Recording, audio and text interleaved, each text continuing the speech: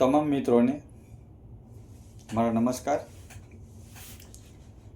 આજે 15મી ઓગસ્ટની સંધ્યાએ વિડીયો થકી મારા વિચારો રજૂ કરવાના એક ધ્યેય છે કે 15મી ઓગસ્ટ એટલે શું, આઝાદી એટલે શું, કોનાથી આઝાદી મળી, કે જ્યાં સુધી દબાયેલો કચડાયેલો નાનામાં નાનો માણસ ભૂખમરાથી, મોંઘવારીથી, ગરીબીથી, જાતિવાદથી આઝાદ ના થાય ત્યાં સુધી દેશના ક્રાંતિકારીઓએ જોયેલું આઝાદીનું જે સપનું છે એ અધૂરું જ છે। આ શબ્દો કોના હતા? આ શબ્દો હતા ભગતસિંહના। ક્યારેક વાંચજો ભગતસિંહને, તો ઘણાઓને તો એ જ નથી ખબર હોતી કે 26મી જાન્યુઆરી અને 15મી ઓગસ્ટ આ બંનેમાં ફરક શું છે।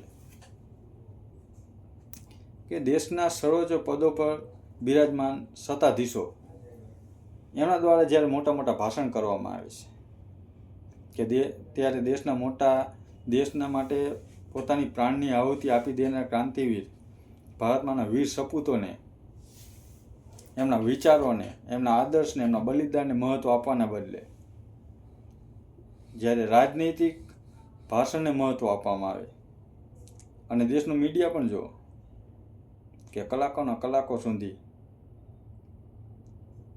આવા સત્તાધીશોને પ્રમોટ કરવામાંથી ઊંચું નથી આવતું।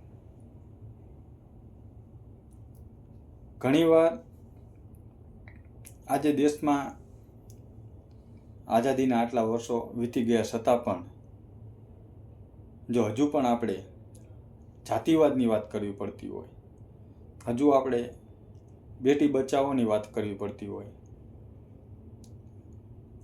હજુ આપણે ગરીબીની, ભૂખમરાની વાત કરવી પડતી હોય, હજી આપણે કુપોષિત બાળકોની વાત કરવી પડતી હોય, હજી આપણે રોડ રસ્તાની વાત કરવી પડતી હોય, તો આપણે આ ક્રાંતિકારીઓએ પોતાના જીવનના બલિદાન આપીને નાની ઉંમરમાં શહીદી ઓરી લીધી, તો એમને જે આજે ત્યાગ, આ બલિદાન આપીને જે આપણને આઝાદ કરાયા છે એનું શું? તો મેં એ પહેલાં પણ વિડીયોમાં કહેલું છે અને હજુ એકવાર કહું છું કે ખરેખર વાંચવાની જરૂર છે, આપણે ખરેખર ભણાવવાની જરૂર છે કે દેશના બહારવટિયા કેવા હતા, આ દેશના રાજાઓ કેવા હતા। હજુ પણ તમે ભાવનગરના મહારાજનો ઇતિહાસ જોઈ લો, ગોંડલના મહારાજનો ઇતિહાસ જોઈ લો કે કેવી રહેણી કહેણી હતી, કેવી રાજા અને પ્રજા વચ્ચેનો કેવો સંબંધ હતો,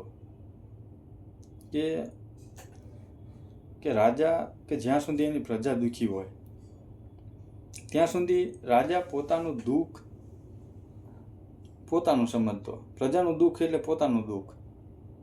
નિરાતે રાજા એક અન્નનો કોળિયો પણ ના લઈ શકતા। તો આ એક પરસ્પર રાજા અને જનતા વચ્ચેનો એક આ સંબંધ છે। પણ અત્યારે આ આધુનિક આઝાદીની જો આપણે વાત કરીએ છીએ કે જ્યારે બહુ દુઃખ સાથે કહેવું પડે છે કે આજે લોકોને ખોટી વાહવાહીમાં જ રસ છે। જે મીડિયાએ ખરેખર સત્ય બતાવવું જોઈએ એ મીડિયા અત્યારે ચાપલુસીમાં વ્યસ્ત છે। જે વિરોધ પક્ષોએ અત્યારે સાચી ઘટનાઓ દેખાડવી જોઈએ એવા વિરોધ પક્ષો પણ અત્યારે પોતાને જ પ્રમોટ કરવામાં વ્યસ્ત છે। એટલે જનતા જ્યાં સુધી જાગશે નહીં, જનતાને જ્યાં સુધી પોતાના હક અધિકારની ખબર નહીં પડે ત્યાં સુધી તમને કોઈ તમારો હક આપશે નહીં। 15મી ઓગસ્ટ હોય કે 26મી જાન્યુઆરી હોય, વર્ષના 365 દિવસની અંદર આ 2 દિવસની ઉજવણી આપણે કરીએ અને રાષ્ટ્રગીત આપણે બોલીએ, આપણે રાષ્ટ્રધ્વજને સલામી કરીએ, એટલે એનાથી આપણે સાચા ભારતીય નાગરિક છે એવું થઈ નથી જતું। દેશપ્રેમ હૃદયમાં હોવો જોઈએ, દેશપ્રેમ પરસ્પર એકબીજા લોકો પર હોવો જોઈએ, એની જગ્યાએ આપણે આખી અવળી દિશામાં જઈએ છીએ। ઘણું બધું કરવાની જરૂર છે, ઘણા બધા યુવાને જાગવાની જરૂર છે।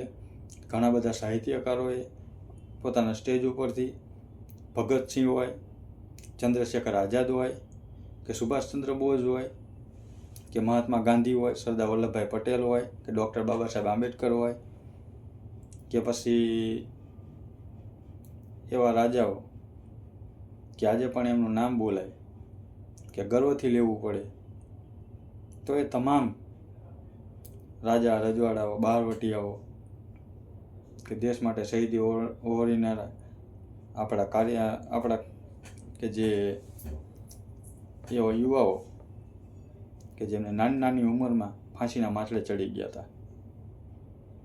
તો એ બધું જ્યાં સુધી આપણે પાઠ્યપુસ્તક ઉપર નહીં લાવીએ, જ્યાં સુધી નાના નાના બાળકો સુધી નહીં લાવીએ, ત્યાં સુધી આ બધું આઝાદીનું સ્વપ્ન અધૂરું જ રહેવાનું છે. આપણે ગોરાઓથી તો આઝાદ થઈ ગયા, પણ આ કાળાઓથી ક્યારે થઈશું? તો જે ખરેખર સમાનતા, બંધુત્વ, ભાઈચારામાં માને છે, જે ખરેખર ભારતમાંના વીર સપૂતો કે જે ભારત માતાને આ દેશ કેવો છે કે આપણે એને માતા તરીકે સંબોધન કરીએ છીએ અને આપણે એના દીકરા છીએ. તો આ ભારતમાંના દીકરા બનવા માટે આ ક્રાંતિકારીઓએ જે જોયેલા સ્વપ્ન છે એને આપણે સાકાર કરવા પડશે. આપણે 100% ના કરીએ તો કંઈ નહીં, પણ એમના આદર્શોને, એમના વિચારોને તો આપણે થોડા ઘણા તો અમલમાં મૂકવા જ પડશે. જો મૂકશું ને તો જ એક સાચું આઝાદ ભારતનું જોયેલું સ્વપ્ન આપણને હકીકતમાં દેખાશે. આજ તો શબ્દો ઘણા બધા છે, પણ આજ પૂરતું આટલું રાખું છું.